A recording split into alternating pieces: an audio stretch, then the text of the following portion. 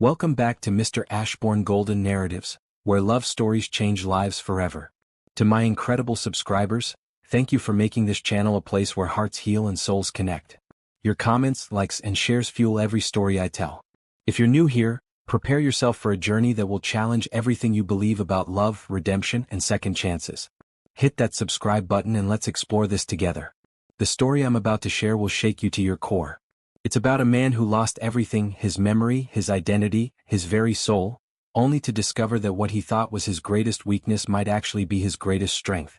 So make sure to stay till the end, you won't want to miss this one. Now, let's dive in.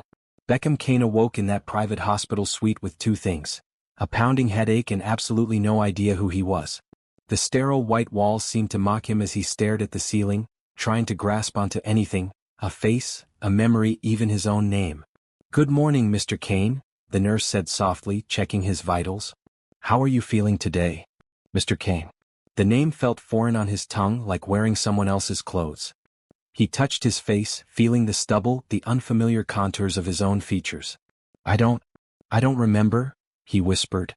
The doctors whispered in hushed tones outside his room. A fall. 3 stories. No drugs in his system. No alcohol. No witnesses to explain what happened that night in Dubai. Just blood, glass, and an eerie silence that followed him everywhere. "You're lucky to be alive," Dr. Martinez told him during rounds. The human body wasn't meant to survive that kind of impact.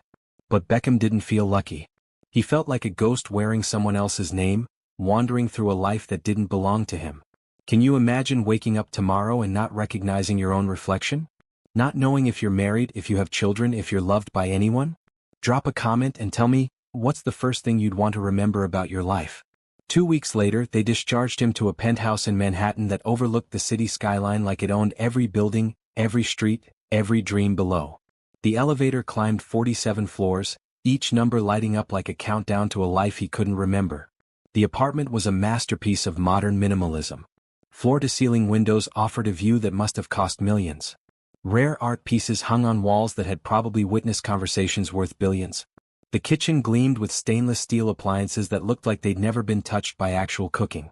But there were no photographs anywhere. No pictures of family gatherings, no vacation snapshots, no evidence of a woman's touch.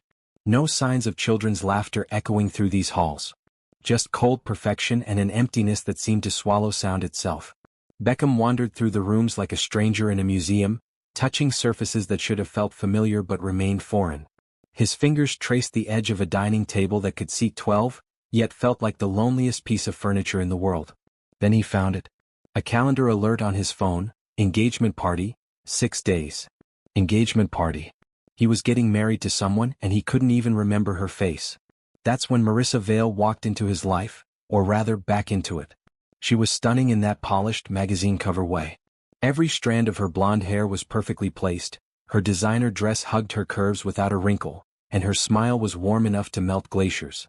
"Beck," she breathed, rushing toward him with tears in her eyes. "I was so scared. When they called from Dubai, I didn't know if you'd ever come back to me." She wrapped her arms around him and he felt nothing. Not dislike, not attraction, not even recognition. Just a vast, empty space where emotion should have been. "I'm sorry," he said carefully, "but I don't remember you." Her face crumpled for just a moment before she composed herself. "The doctor said this might happen. Retrograde amnesia. But we'll rebuild everything, darling. Together."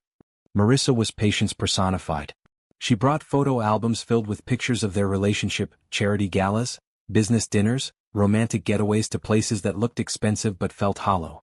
She told him stories about their courtship, their shared dreams, their plans for the future.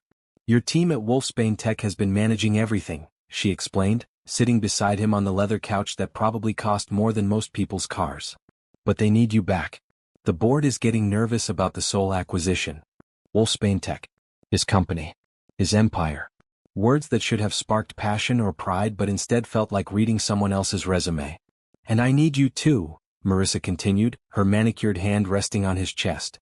"We're supposed to be married in 3 months. I've already sent the save the dates. Ladies, be honest in the comments. If the man you loved lost his memory and couldn't remember you, would you wait for him to fall in love with you again? Or would you walk away?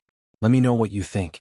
But every night, Beckham woke up at 3 a.m. drenched in sweat, his heart pounding like he'd been running from something. The dreams were always the same, faceless voices calling his name, small hands reaching for him, and a warmth that felt like coming home but slipped away the moment he opened his eyes. He'd stand in the bathroom, staring at his reflection in the mirror, searching for answers in his own face. Who was he really? Why did this perfect life feel like a beautiful prison? "You're pushing yourself too hard," Marissa would say, finding him on the balcony in the early morning hours. "The doctors said recovery takes time." "I don't feel like myself," he'd reply, though he wasn't even sure what himself was supposed to feel like. "You will," she'd promise, pressing a kiss to his cheek. "We'll make new memories. Better ones." But Beckham couldn't shake the feeling that something crucial was missing. Not just memories but something deeper. Something that made him human instead of just a successful shell walking through expensive rooms. His assistant, Jennifer, tried to help him piece together his professional life. She showed him contracts, explained deals, walked him through presentations that apparently bore his signature and his genius. But none of it sparked recognition. "You built this company from nothing," she said with obvious admiration. "Wolfsbane Tech revolutionized cloud security. You're not just a CEO, Mr. Kane, you're a visionary. A visionary who felt blind to his own life." The penthouse felt more like a tomb with each passing day. Marissa would visit with wedding magazines, chattering about flower arrangements and venue selections, while Beckham nodded and smiled and felt like he was watching someone else's life through bulletproof glass. "Don't you think the roses would be perfect for the centerpieces?" she asked one evening, spreading photos across the dining table. "They're beautiful," he said, though he couldn't tell the difference between roses and any other flower. "You used to love roses," she said softly. "You sent me a dozen red ones every Friday for our first year together. You wanted to feel something about that. Anything. But the information bounced off him. Ever felt like you're living someone else's life, going through the motions without really feeling alive? Sometimes we need to lose everything to find out who we really are." 3 weeks into his new life, Beckham stood in his walk-in closet, staring at suits that cost more than most people's rent. Designer ties hung in perfect rows, shoes polished to mirror brightness, watches that could fund small countries. But none of it felt like his. None of it felt like home. That night he dreamed of laughter. Children's laughter. And for the first time since waking up in that hospital bed, Beckham Kane felt something stir in his chest. He didn't know it yet, but his real life was about to begin. That something arrived on a Monday afternoon that started like every other day in his hollow existence. Beckham sat behind his mahogany desk at Wolfsbane Tech, staring at quarterly reports that might as well have been written in a foreign language. The numbers meant nothing to him. The success felt borrowed. Jennifer knocked on his office door, her expression puzzled. "Mr. Kane? This was dropped off for you this morning." She handed him a cream-colored envelope, thick and textured, the kind you'd use for wedding invitations. His name was written across the front in careful cursive, not printed, but handwritten with obvious care. "Did anyone see who delivered it?"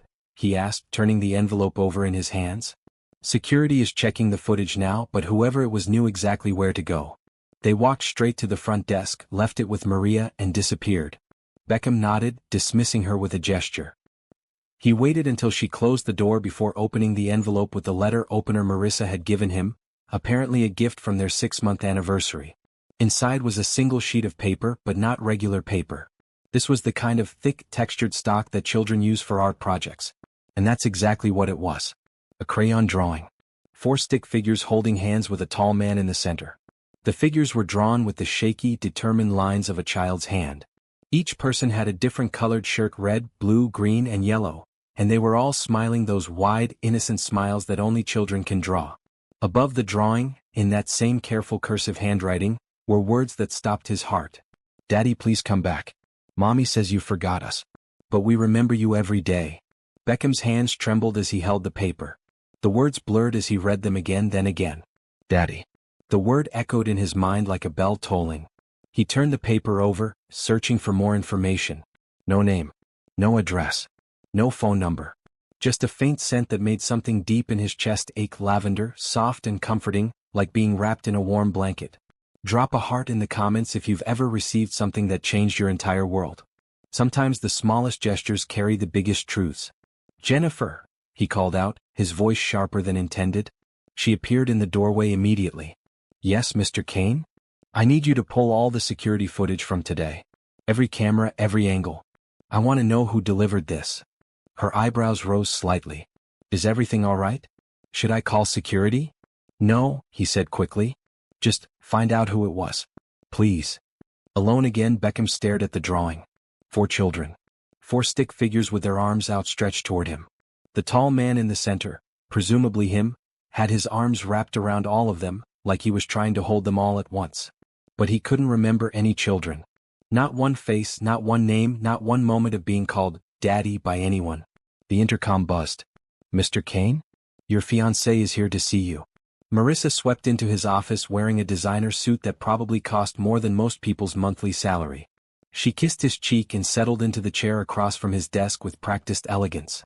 How's your day going, darling? She asked, pulling out her phone to show him something. I found the most amazing wedding planner. She's done events for 3 senators and a tech mogul from Silicon Valley. Beckham barely heard her. The drawing was still in his hands, and he found himself staring at it instead of listening to her wedding preparations. Beck? Are you listening to me? He looked up, caught between 2 worlds. Sorry, what did you say? Her eyes narrowed slightly as she noticed the paper in his hands. What's that? Just something from the office, he said, folding it carefully and slipping it into his jacket pocket. You were saying about the wedding planner? But Marissa's attention was already shifting. I was thinking we should announce our engagement in the business section of the Times. Good for both our companies, and it would solidify your return to public life. Our companies? Well, Vale Industries and Wolfsbane Tech. A merger would be incredibly profitable. My father's been discussing it with your board. Something cold settled in Beckham's stomach. A merger? Of course. Why do you think our families introduced us in the first place?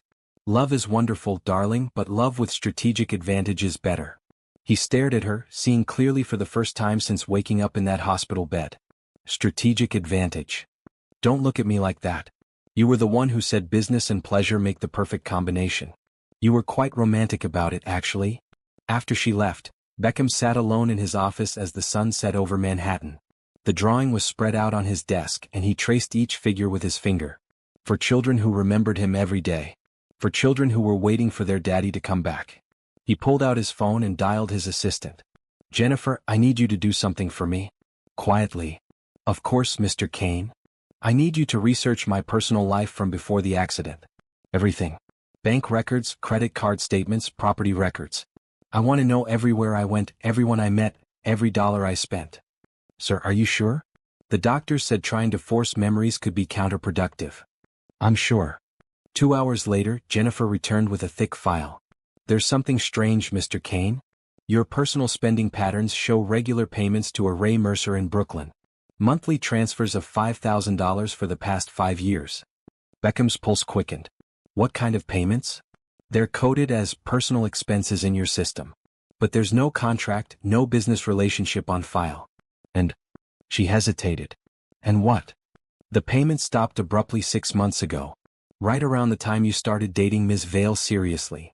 Ladies and gentlemen, smash that like button if you believe some connections are too strong to be broken by time or circumstance. Sometimes love finds a way even when we can't remember why we need it. That night, Beckham lay in his king-sized bed, staring at the ceiling of his penthouse. The drawing was on his nightstand and every time he looked at it, something inside him stirred, not memory but something deeper. An instinct. A pull toward something he'd lost. At 3 a.m. he gave up on sleep and walked to his home office. He pulled out his laptop and typed Ray Mercer Brooklyn into the search engine. Roosevelt Elementary. 3rd grade teacher. Her photo was small and professional, but even in that tiny image something about her face made his chest tight. Brown skin. Gentle eyes. A smile that looked like it could heal broken things. He clicked on her faculty bio. Ms. Mercer has been teaching at Roosevelt Elementary for 6 years. She specializes in working with children who need extra support and believes every child deserves to feel loved and valued. Children who need extra support. Love and value. Beckham closed the laptop and picked up the drawing again. In the morning he would find out who Ray Mercer was and why 4 children thought he was their daddy. But tonight, for the first time since his accident, he felt like he was on the verge of remembering something important. Not with his mind but with his heart. And that scared him more than losing his memory ever had. 3 days passed in a blur of boardroom meetings and sleepless nights. Beckham carried the drawing with him everywhere, folded carefully in his jacket pocket like a talisman. He'd catch himself touching it during presentations, feeling the textured paper through the fabric, remembering the scent of lavender. On Thursday morning, Jennifer knocked on his office door with that same puzzled expression. "Another delivery, Mr. Kane?" Same situation, no postage, no courier service. Just appeared at the front desk. This time the envelope was smaller, padded, and heavier. Beckham's name was written in the same careful cursive, but underneath it, in a child's shaky handwriting, were the words, "For our daddy." His hands trembled as he opened it. Inside were 4 tiny bracelets made from colored yarn, the kind children make at summer camp or during craft time. Each one was carefully braided with obvious love and attention. Red, blue, green, and yellow, the same colors as the stick figures in the drawing. Each bracelet had a small paper tag tied to it with a name written in different handwriting. Micah written in bold, confident letters, Zoe written in careful, precise cursive. Teddy written in shaky, determined strokes, Hope written in tiny letters with a small smiley face drawn next to it. Hope's tag had that same smiley face, and something about it made Beckham's chest ache with a longing he couldn't name.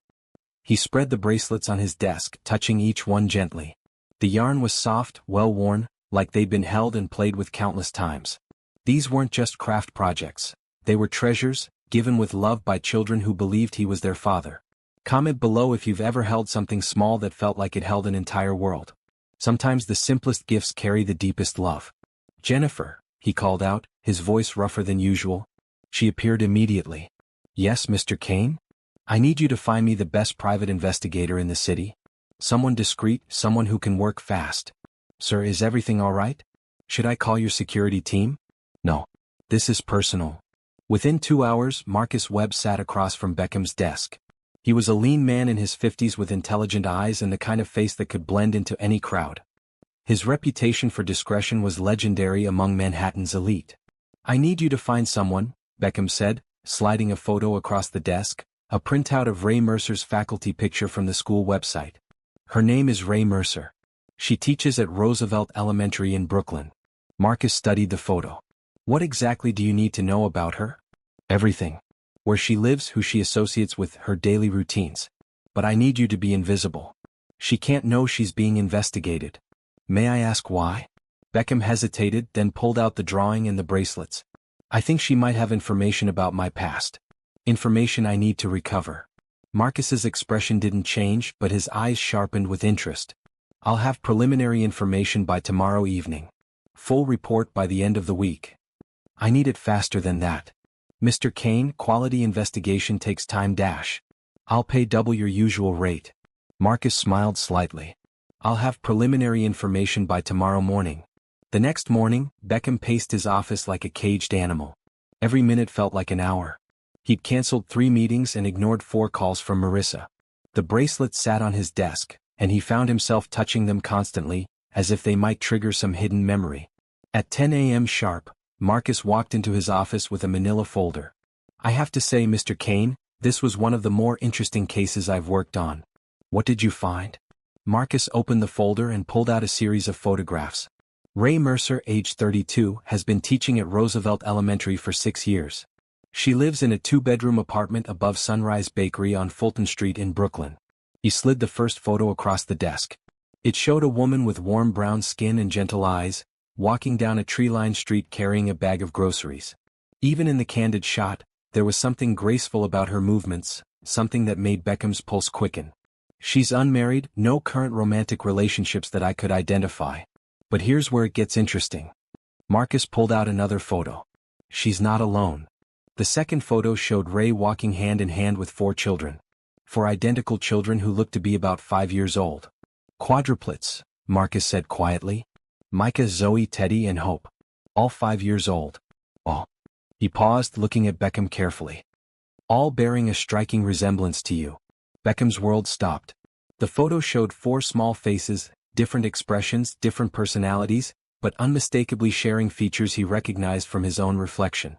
The boy with the confident smile had his eyes. The girl with the careful posture had his stubborn chin. The shy boy had his nose. And the smallest girl, Hope, had his dimples. "There's more," Marcus continued. "I traced the delivery of your packages through traffic cameras. It was her. Ray Mercer delivered both envelopes to your building personally." He slid another photo across the desk, security footage of Ray walking into the lobby of his building, wearing a simple dress and carrying a cream-colored envelope. She knew exactly where to go, spoke to the receptionist by name, and left without any hesitation.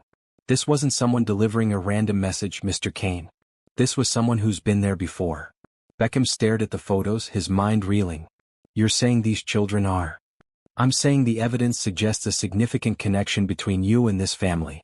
The timing matches, the resemblance is undeniable, and the financial records your assistant uncovered support a long-term relationship. Marcus pulled out a final document. I also found this, a birth certificate for the quadruplets. Father's name is listed as unknown. Hit that subscribe button if you believe some truths are too powerful to stay hidden forever. Sometimes the heart knows what the mind has forgotten. Beckham's hands shook as he held the birth certificate. Born 5 years ago. 4 children. No father listed. And monthly payments that had stopped when he began dating Marissa seriously. According to her schedule, where are they now? She picks them up from Roosevelt Elementary at 3:15 every day. They usually stop at the park on Maple Avenue for about an hour before heading home. Beckham looked at his watch. 2:45 p.m. Mr. Kane, Marcus said carefully, before you do anything, you should know that I observed them for several hours yesterday. Those children, they're well loved. Happy. Whatever happened between you and their mother, she's raised them beautifully. I need to see them. Are you sure that's wise? You don't remember your relationship with her, and confronting her could dash. I'm not going to confront her. I just need to see them. At 3:30 p.m., Beckham sat in his car across from Maple Avenue Park, watching through tinted windows as Ray Mercer pushed 4 children on swings. The late afternoon sun caught the highlights in her hair, and her laughter carried across the playground as one of the children, Teddy, he thought, told her something that made her double over with giggles. But it was the way Ray looked at them that broke something open in his chest. She looked at each child like they were her whole world, like every moment with them was precious and irreplaceable. Comment, family, if you believe love isn't just about biology, it's about showing up, every day for the people who matter most. As the sun began to set, Ray gathered the children to leave. As they walked away hand in hand, Beckham sat in his car with tears streaming down his face. He didn't remember them, but somehow in the deepest part of his soul he knew. These were his children. And tomorrow he was going to find out why he'd lost them. The real question was, would he have the courage to face what he'd done? For 3 days, Beckham couldn't bring himself to approach her. He returned to the park every afternoon at 3:30, sitting in his car like a man possessed, watching Ray with the children who shared his features but not his memories. On Thursday evening he couldn't take it anymore. As Ray settled on her usual bench while the children played, Beckham took a deep breath and stepped out of his car. The walk across the park felt like walking through quicksand. Each step brought him closer to answers he wasn't sure he wanted to hear. But he had to know. The bracelets in his pocket seemed to burn against his chest, reminding him that 4 children had been making him gifts while he lived in a penthouse pretending to be someone else. Drop a fire if you've ever had to face a truth that could change everything. Sometimes the hardest conversations are the ones we need most. He sat down slowly on the bench, leaving space between them. Ray didn't look up from her book immediately, but he saw her shoulders tense. She knew someone was there. When she finally turned her head, her entire world stopped. Her book fell from her hands, landing in the grass with a soft thud. Her eyes widened, and her hand flew to her mouth as if she could catch the gasp that escaped. "Beck," she whispered, her voice barely audible. The sound of her saying his name, not Mr. Kane or Beckham, but Beck, hit him like a physical blow. It was said with such familiarity, such intimacy, that it made his chest ache. "You know me," he said quietly. Her eyes filled with tears instantly. "You don't remember me, do you?" He shook his head, feeling like he was disappointing her even with his honesty. "I'm sorry. I wish I did." She blinked rapidly, trying to compose herself. "How did you find us?" "You sent the letters. The drawing. The bracelets." He pulled them from his pocket, holding them carefully. "For children who think I'm their father." Ray's face crumpled. "I shouldn't have sent them. I told myself I wouldn't contact you. That I'd keep my promise." "What promise?" She looked toward the playground where the children were laughing and playing, oblivious to the life-changing conversation happening 30 feet away. "The promise I made to keep them hidden from your world. They're mine, aren't they?" His voice was barely a whisper. She nodded, tears streaming down her face. "All of them." The words hit him like a sledgehammer. Whatever he'd suspected, whatever he'd hoped or feared, hearing it confirmed was overwhelming. 4 children. His children. Playing on swings while he sat like a stranger watching their lives. "Why don't I remember you?" he asked. Ray wiped her eyes with the back of her hand. "Because you chose not to." "What do you mean?" She took a shaky breath. You told me to never contact you. To never use your name. To raise them in peace and never call you. Ever. The words were like ice water in his veins. I said that? You were terrified that if the world knew you had children, that your business deals would suffer. That your reputation would be. She paused, searching for the exact words. You said needed to be seen someone compatible for your reputation. Beckham felt sick. Marissa? He stared at her, horror washing over him. You were pregnant with quadruplets and I was worried about my image? You offered to pay for everything. Private schools, nannies, a house in the suburbs. Anything I wanted as long as I kept them away from your public life. And you agreed to that? Her voice grew stronger, more defiant. I agreed to protect them from a father who was ashamed of them. Yes. So I just left, he asked. You visited sometimes. In the beginning. Always in secret, always late at night. You'd hold them for an hour, maybe two, and then you'd leave. You said it was too dangerous to be seen with us. Dangerous. You were paranoid about paparazzi, about business rivals using us against you. Beckham tried to process this. How long did this go on? 2 years. You'd come by maybe once a month, always unannounced. You'd sit in the dark living room and hold them while they slept. You never stayed long enough for them to really know you. But they remember me. Because I made sure they did. Her voice was fierce now. I showed them your picture every day. I told them stories about their daddy who loved them but had to stay away to keep them safe. I made sure they knew you weren't abandoning them, you were protecting them. But I was abandoning them. Yes, she said simply. You were. The playground sound seemed to fade as Beckham absorbed this. What changed? Why did you stop getting the payments? Ray's face hardened. Because you met Marissa Vale. What do you mean? You called me 6 months ago. You said you were getting engaged to someone appropriate for your social circle. That you wanted to start fresh and that meant cutting all ties with your past mistakes. The word mistakes hit him like a physical blow. I called them mistakes? You called them complications.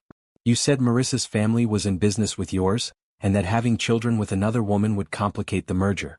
You said it was time to close that chapter of your life. And the payments stopped. Everything stopped. The money, the visits, the contact. You made it clear that we were no longer part of your world. Beckham felt like he was drowning. How did you manage? 4 children, no support. I'm a teacher. I have a salary and I had some savings. We moved to a smaller apartment, I took on tutoring jobs and we made it work. We always make it work. She nodded. But you sent the letters. Because when I heard about your fall, about the amnesia, I thought. She paused, looking at the children again. I thought maybe this was the universe giving you a second chance. A chance to be the father they deserved instead of the one you chose to be. You thought I might remember how to love them? I thought you might remember that you do love them. Deep down, under all the fear and image management, you did love them. I saw it in those late-night visits. The way you'd hold them like they were precious. Type, forgive, if you believe people can change, that love can overcome even the biggest mistakes. Sometimes our worst moments don't define us, our next choices do. From across the playground, Hope looked up from her swing and spotted them. Her eyes widened and she pointed excitedly. Mommy? Mommy. Ray turned quickly. What is it, baby? The man from the picture. Daddy. He's sitting with you. The other 3 children stopped playing immediately, their attention focused on the bench. Micah stepped protectively in front of his sisters, while Zoe squinted in their direction. Teddy held back shyly, but Hope was already running toward them. No, Hope, wait. Ray started to stand, but the little girl was already halfway to the bench. Hope stopped a few feet away, studying Beckham with the serious expression of a child trying to solve a puzzle. Her dark eyes, his eyes, searched his face. Are you our daddy? She asked with the devastating honesty only a 5-year-old can manage. Beckham's heart broke completely. Here was this beautiful little girl, brave enough to ask the question that could shatter her world, and he didn't know how to answer. He started, then looked at Ray helplessly. Hope, come back here, Ray said gently. Let Mommy talk to the man first. But he looks like us, Hope said, not moving. He has my dimples. She was right. She had his dimples, his eyes, his stubborn chin. Standing there in her yellow dress with grass stains on her knees, she looked like a miniature version of him. Yes, he said quietly. I think I am your daddy. Hope's face lit up like Christmas morning. Really? You came back. I'm trying to, he said, his voice thick with emotion. She took a step closer. Mommy says you forgot us. Did you remember? He looked at this brave little girl who was willing to trust him despite everything, and felt something crack open in his chest. "I'm starting to remember how much I love you." Hope beamed and took another step forward. "Can I hug you?" Beckham looked at Ray, who nodded through her tears. "If you want to." Hope launched herself into his arms, and the moment she wrapped her small arms around his neck, Beckham felt something he hadn't felt since waking up in that hospital bed. He felt like he was home. "I missed you, Daddy," she whispered against his ear. "I missed you too," he whispered back, meaning it more than he'd ever meant anything in his life. From across the playground, 3 other children watched their sister hug a man they'd been told was their father. And for the first time in 6 months, Ray allowed herself to hope that maybe, just maybe, her children were going to get their daddy back. But hope, she knew, was a dangerous thing. And Beckham Kane had broken their hearts once before. The first time Beckham knocked on the apartment door above the bakery, his hands trembled. 3 weeks had passed since that devastating conversation in the park, 3 weeks of Ray's tear-stained face haunting his dreams. The door opened, and there she was, hair pulled back in a messy bun, flour dusting her apron, eyes guarded but not entirely closed. "The kids are napping," she said quietly, stepping aside to let him in. The apartment was cramped but warm, a stark contrast to his sterile penthouse. Toys scattered across the living room floor told stories of laughter and chaos. 4 tiny beds lined one wall of the main room, each with a different colored blanket. This was home, something his mansion had never been. "I brought groceries," he said, setting down bags that contained more food than they could eat in a week. It was awkward, this careful dance around each other, but it was a start. Ray watched him with those intelligent brown eyes, seeing through his expensive suit to the man beneath. "They wake up in about 20 minutes. She moved to the small kitchen, and he followed, drawn by the scent of fresh bread and the graceful way she moved through the space. "Coffee?" They sat at a table meant for children, their knees bumping in the confined space. The intimacy of it, this forced closeness in her small world, made his chest tight with longing. "I don't remember being cruel to you," he said suddenly. "I know I was, but I can't feel it. All I feel when I look at you is—" "What?" "Like I'm drowning in your air." Her coffee cup paused halfway to her lips. "Beckham. I know I don't have the right to feel that way. I know I hurt you in ways I can't even comprehend. But I need you to know, whatever I was before, I'm not him anymore." Before she could respond, small footsteps thundered down the hallway. 4 identical faces peered around the corner, hair mussed from sleep, eyes wide with curiosity. "Daddy?" Hope's voice was barely a whisper. The word hit him like a physical blow. He knelt down, making himself smaller, less intimidating. "Hey, sweetheart." She approached cautiously, her 3 brothers flanking her like tiny protectors. Teddy, the observer, studied Beckham's face with startling intensity. Zoe hung back, thumb in his mouth, while Micah clutched a paintbrush like a weapon. "Why did you go away?" Hope asked, her small hand touching his cheek. Beckham's throat closed. How do you explain to a 5-year-old that their father was a coward who chose money over love? I got hurt. I forgot some important things. But I'm here now. Are you gonna go away again?" Teddy's question was sharp, mature beyond his years. "No," Beckham said, the word coming from somewhere deep in his chest. "I'm going to stay. If that's okay with everyone." He looked at Ray, who was watching this interaction with tears threatening to spill. She gave him the smallest nod. Over the following weeks, Beckham learned the rhythm of their lives. He discovered that Teddy loved building elaborate block towers, architectural marvels that defied gravity. The boy's focus was absolute, his small hands steady and sure. Beckham found himself on the floor beside him, adding blocks, watching in wonder as Teddy's face lit up with each successful addition. "You're good at this," Teddy said one afternoon, his usual reserve cracking. "Mama says you build big buildings for work." "I used to. But I think I like this better." Zoe was the quiet one, the observer who communicated more through actions than words. He struggled with letters, his small fingers gripping the pencil too tightly, frustration building until tears threatened. Beckham recognized the signs, he'd been there once, though he couldn't remember when. "Let me show you something," Beckham said, kneeling beside the boy. He guided Zoe's hand, making the letters flow. "Don't fight it. Let it happen." When Zoe finally wrote his name correctly, the smile that spread across his face was worth more than any business deal Beckham face in the hospital bed, of Ray's hand in his on the rooftop, of 4 children who called him daddy despite everything he'd done wrong. Much more valuable. The meeting devolved into chaos. Phone calls were made, lawyers were consulted. and by the end of the day the business world was buzzing with speculation. Beckham Vale, the shark of Silicon Valley, had gone soft. Some called it a nervous breakdown. Others whispered about a woman. They weren't wrong. The headlines were brutal. Tech Titan's mysterious breakdown, Beckham Vale walks away from billion-dollar deal, fall from grace, inside Silicon Valley's biggest meltdown. Beckham ignored them all. Instead, he spent his morning at the apartment above the bakery, helping Zoe with his spelling homework while Teddy built an elaborate city out of blocks. Hope sat in his lap, seriously explaining the social hierarchy of her kindergarten class, while Micah, recovered from his pneumonia, painted a picture of their family. "You're in all the news," Ray said, setting down a cup of coffee beside him. She'd been watching the coverage with a mixture of concern and amazement. "I know. They're calling you crazy. Maybe I am." He looked up at her, this woman who'd turned his world upside down and somehow made it make sense. "Crazy about you. Crazy about them. Crazy about this life we're building.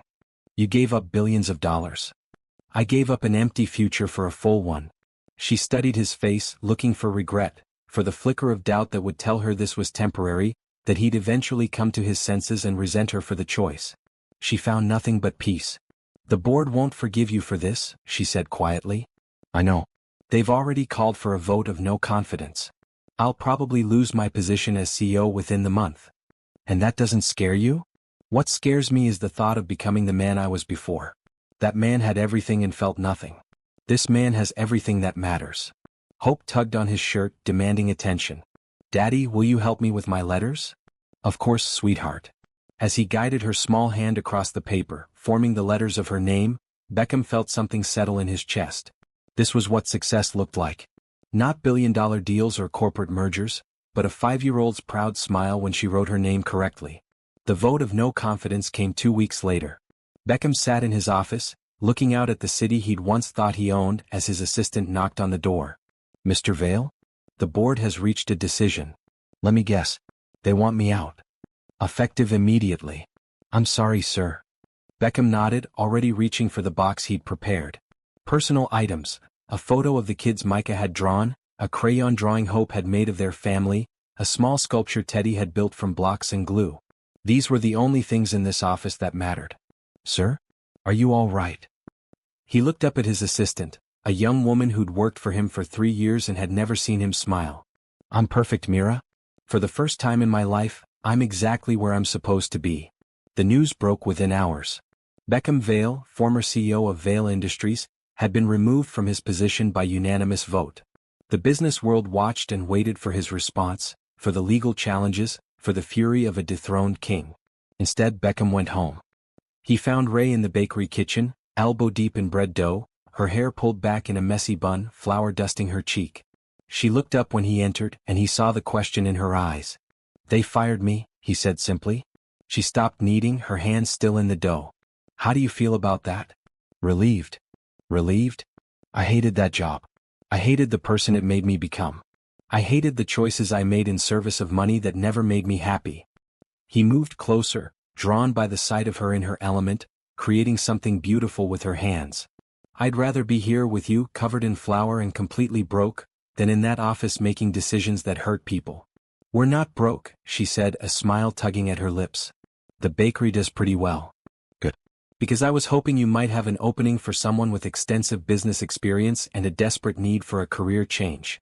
"Can you bake?" "I can learn." "Can you get up at 4 a.m. to start the ovens?" "If it means I get to watch you work, I'll get up at 3. She laughed, and the sound filled the kitchen like music. "You're serious about this?" "I'm serious about you. About us. About building something real."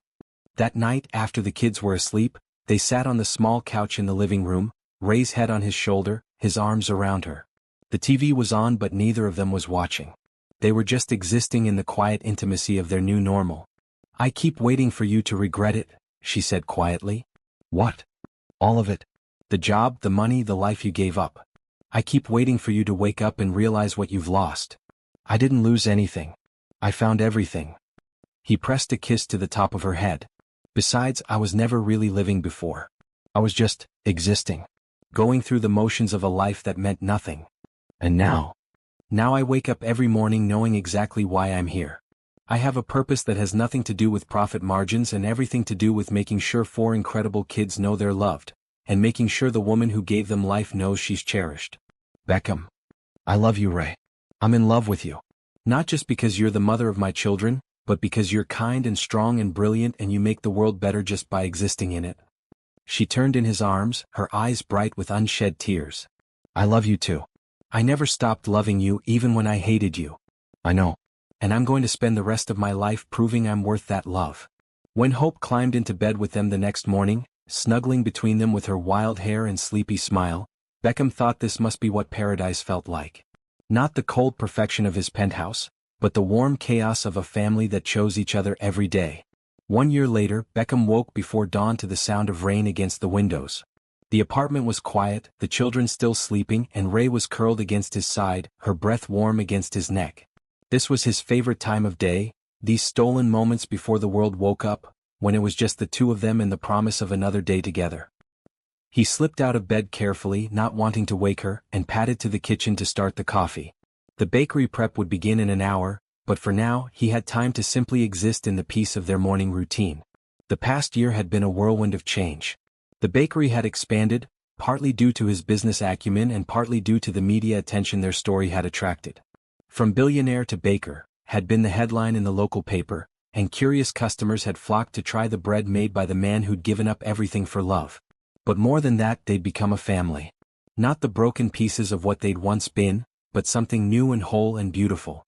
The kids had adjusted to having him around, and the careful boundaries they'd all maintained had slowly dissolved into something natural and easy.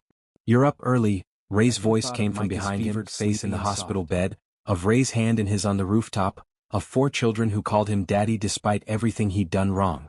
Much more valuable. The meeting devolved into chaos. Phone calls were made, lawyers were consulted, and by the end of the day the business world was buzzing with speculation. Beckham Vale, the shark of Silicon Valley, had gone soft. Some called it a nervous breakdown. Others whispered about a woman. They weren't wrong. The headlines were brutal.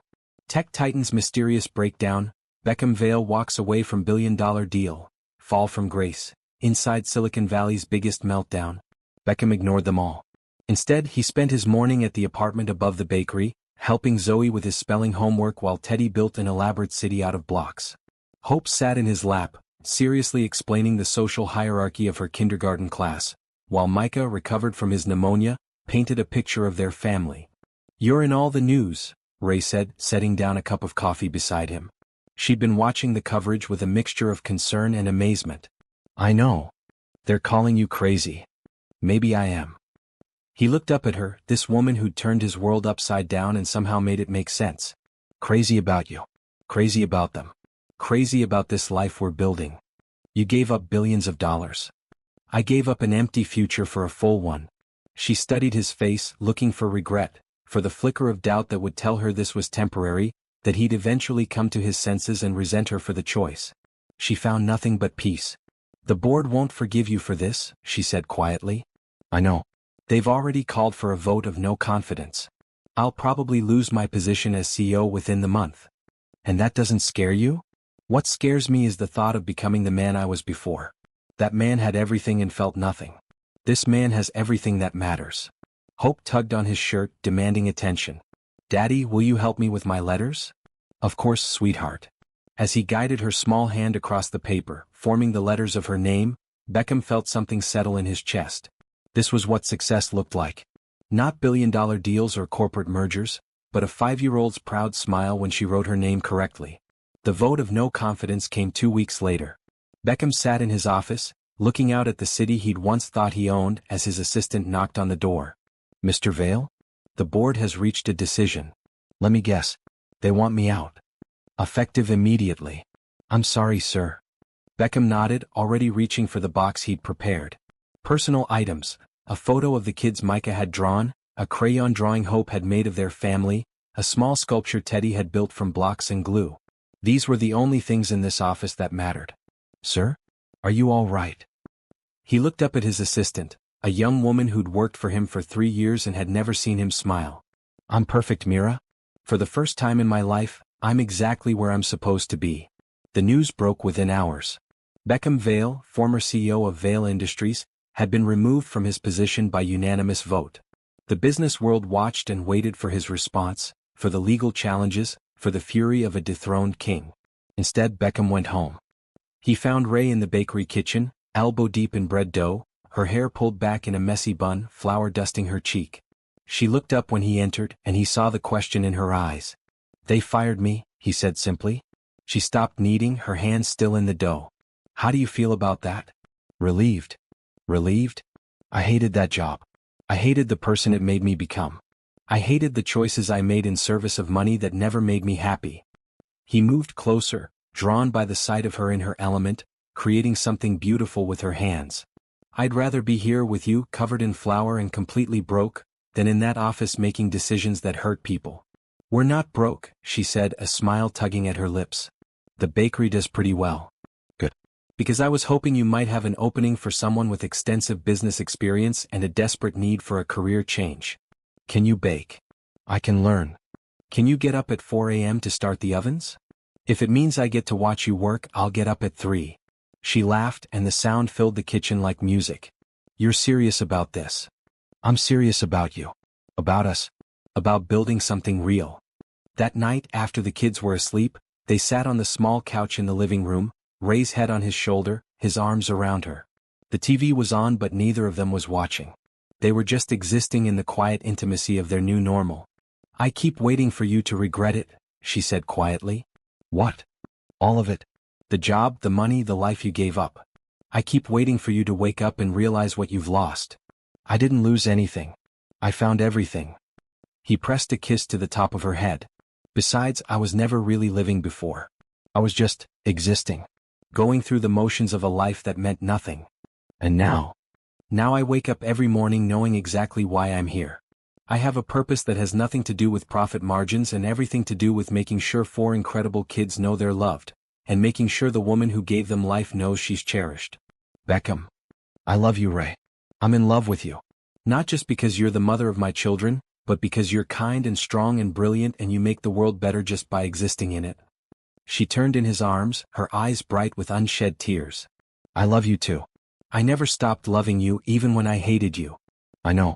And I'm going to spend the rest of my life proving I'm worth that love." When Hope climbed into bed with them the next morning, snuggling between them with her wild hair and sleepy smile, Beckham thought this must be what paradise felt like. Not the cold perfection of his penthouse, but the warm chaos of a family that chose each other every day. 1 year later, Beckham woke before dawn to the sound of rain against the windows. The apartment was quiet, the children still sleeping, and Ray was curled against his side, her breath warm against his neck. This was his favorite time of day, these stolen moments before the world woke up, when it was just the two of them and the promise of another day together. He slipped out of bed carefully, not wanting to wake her, and padded to the kitchen to start the coffee. The bakery prep would begin in an hour, but for now, he had time to simply exist in the peace of their morning routine. The past year had been a whirlwind of change. The bakery had expanded, partly due to his business acumen and partly due to the media attention their story had attracted. "From billionaire to baker" had been the headline in the local paper, and curious customers had flocked to try the bread made by the man who'd given up everything for love. But more than that, they'd become a family. Not the broken pieces of what they'd once been, but something new and whole and beautiful. The kids had adjusted to having him around, and the careful boundaries they'd all maintained had slowly dissolved into something natural and easy.